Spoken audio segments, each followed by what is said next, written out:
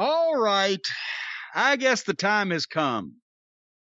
We've killed enough time and we've done everything else. We're going to talk about some modern wrestling here, at least what they describe as modern wrestling. AEW is back on Wednesday nights. Once again, on Wednesday night, we get to stay up late and watch Kenny Omega while we do all those things we do. Did you notice that Jericho took the full 3-minute song to get to the announce desk right at the top of the program? And he was grinning like he was getting a fucking blowjob. Jesus Christ. Well, he was. All the paid fans and actually now the ones that are paying fans were blowing him, figuratively at least. As he waddles out to the table as slow as he can. Jesus Christ. This is national TV.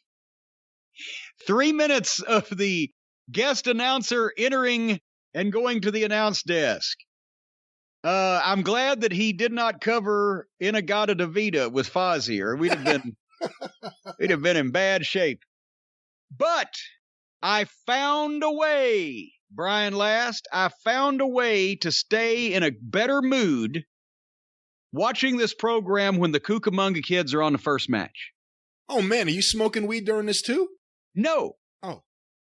I used my thumb. I decided, you know what? Life is too short. The first match on this program, again, and we've talked about it, the Cucamonga Kids, Pie Face and Balding, they got to get in while the crowd's still fresh, do all of their shit that trivializes and minimizes everybody else's, and get out before they get any on them. And it's a first match again, this time against Penthouse and Eddie Kingston. And Penthouse had Alex. Now Alex was back in his corner. So you've got the most heelish motherfucker in the world, Alex, the translator, with Penthouse and Eddie Kingston, who's a character gimmick babyface, teamed up against two supposed heels, the cosplaying heels. And this makes no sense. And I said, you know what? As soon as they hit the jump start and the four-way, I said, I've seen enough. Because I can tell you what it's going to be. Every match that the Young Bucks have ever had. Except there was a difference. They now have mustaches. Did you see this? The Cucamonga Kids now have mustaches. Did I see this? How could you miss this? Well, it's because they were like Jerry Colonna, the old-time comedian. That's what it looked like. It looked like they've got a giant woolly worm on their face. I didn't think they were old enough to shave. Do you think, are they fake? Are they glued on? Don't you have to have testosterone to grow a mustache?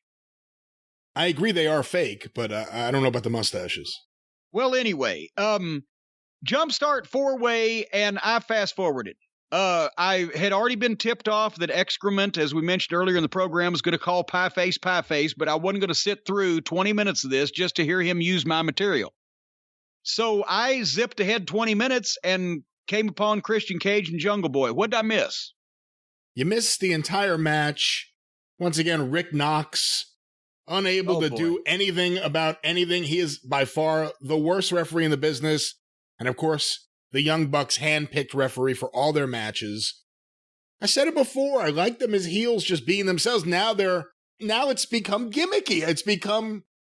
They're hamming it up too much and trying to be something they clearly aren't because they're trying to play a role that they clearly aren't. Wait a minute, you mean their employer gave them a role to play? There is a part of me that's starting to get a perverse joy out of Matt Jackson, just how bad he is.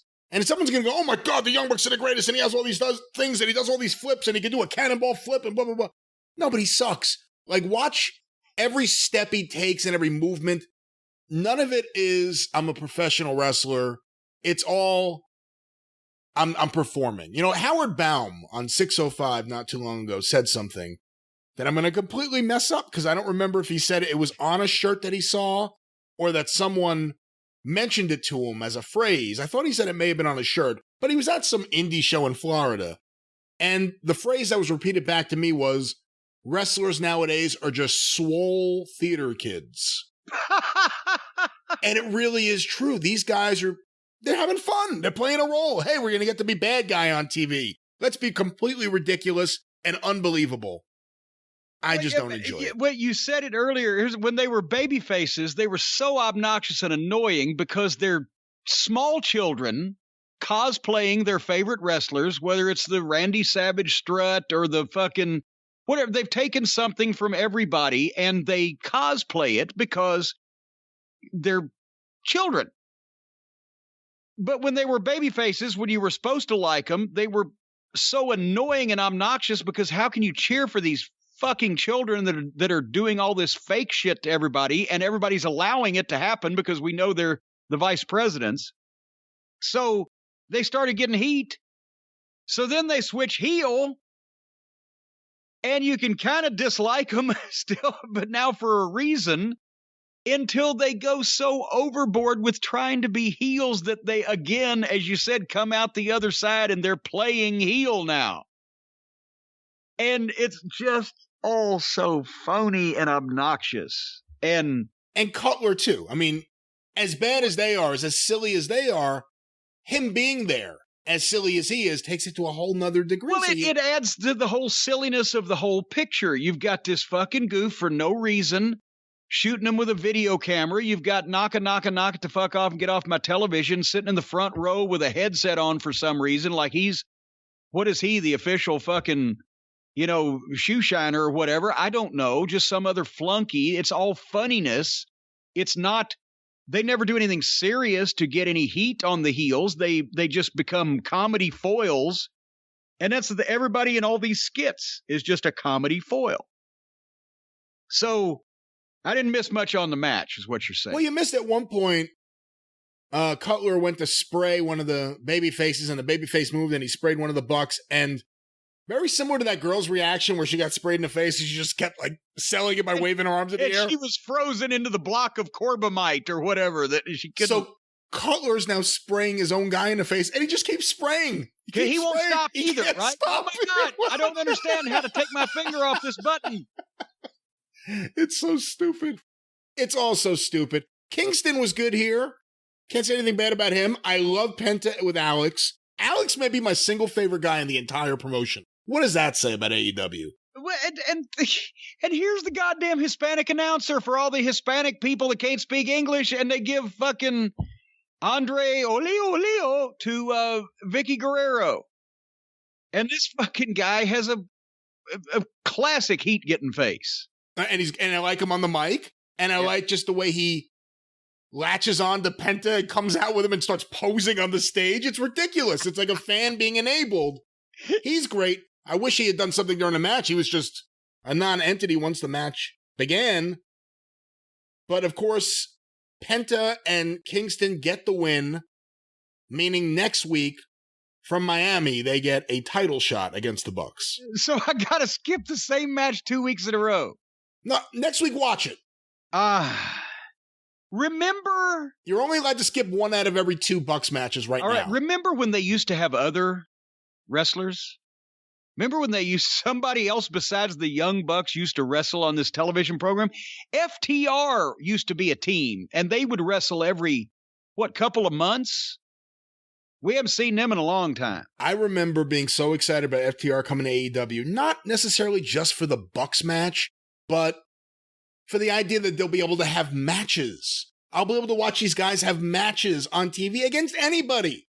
I believe in these guys so much in the ring that I think you could put anyone in the ring with them, and it'll be the best tag team match that other team could have.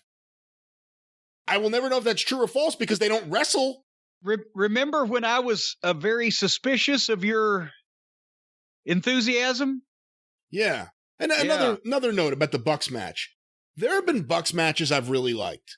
I liked the Bucks and FTR. I liked the Bucks and Omega and Page. There are Bucks matches I've really liked. But so many of them, the majority of them, and this one on this show, they all seem to me as just a collection of moments in the middle of goofiness and silliness and bullshit. Like, there aren't any good, complete matches. There are moments, and then there's lots of moments where, and now that you have fans there, it becomes apparent again, people are just kind of waiting for what's going to happen next. as opposed to being really into the match. I'm not a big Bucks fan, but they've had good matches, but too much of their shit is just sloppy, disjointed, no rules, fucking tornado match garbage. Can we just have some other team wrestle some matches for a few weeks just to as a palate cleanser, so we don't have to watch these two kids every week? Anyway,